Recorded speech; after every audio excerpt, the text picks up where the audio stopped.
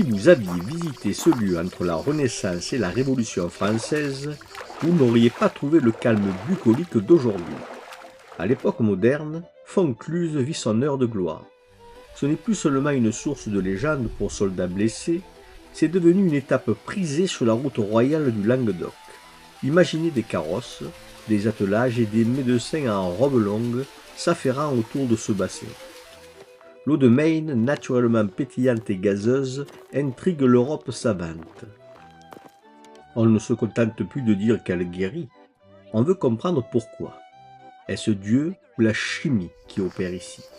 C'est toute la question qui va agiter le site pendant 2 siècles. L'événement le plus marquant de cette période survient en 1642. La France est en guerre contre l'Espagne. Le roi Louis XIII, qui vient de conquérir le Roussillon, remonte vers Paris. Il est épuisé, rongé par la maladie. Probablement la maladie de Crohn. Il fait halte tout près d'ici, au château de Montfrin. Sur les conseils de ses médecins, il se rend à la fontaine de Maine pour y prendre les eaux. Ce n'est pas une simple soif à étancher, c'est un acte médical. Les médecins de cour analysent l'eau. Ils décèlent du vitriol, du fer et du soufre. La visite royale agit comme un label de qualité. Si l'eau est bonne pour le roi de France, elle l'est pour tout le royaume. Maine rêve alors de rivaliser avec les plus grandes villes d'eau. Mais derrière ce succès mondain se cache une bataille idéologique féroce. Nous sommes en terre de tensions religieuses.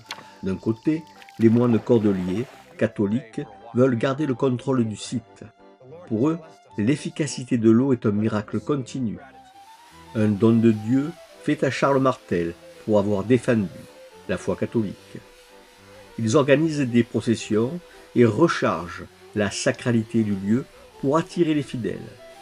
De l'autre, les protestants et les humanistes, très présents à Nîmes, ripostent par la science. Le poète François Charbonneau écrit un célèbre poème sur les vertus de la fontaine. Il y célèbre la nature, œuvre de Dieu certes, mais explicable par la raison et les minéraux.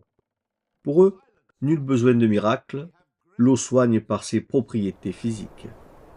Foncluse devient alors un tribunal où s'affronte la foi aveugle à la médecine naissante. Paradoxalement, c'est la victoire de la médecine moderne qui a scellé le sort de la fontaine au XVIIIe siècle. En analysant froidement l'eau, les scientifiques du siècle des Lumières l'ont désenchantée, ils ont chassé le miracle. Or, sans sa légende, Foncluse n'était plus qu'une petite source pétillante, difficile d'accès, loin du confort des stations thermales à la mode comme Balaruc ou Vichy. Les habitants de Maine se sont alors tournés vers leur autre richesse, la terre. Ils ont fabriqué des milliers de cruches, les fameuses consciences, pour transporter l'eau et l'huile, laissant la source royale retourner doucement à son sommeil, protégée par l'oubli.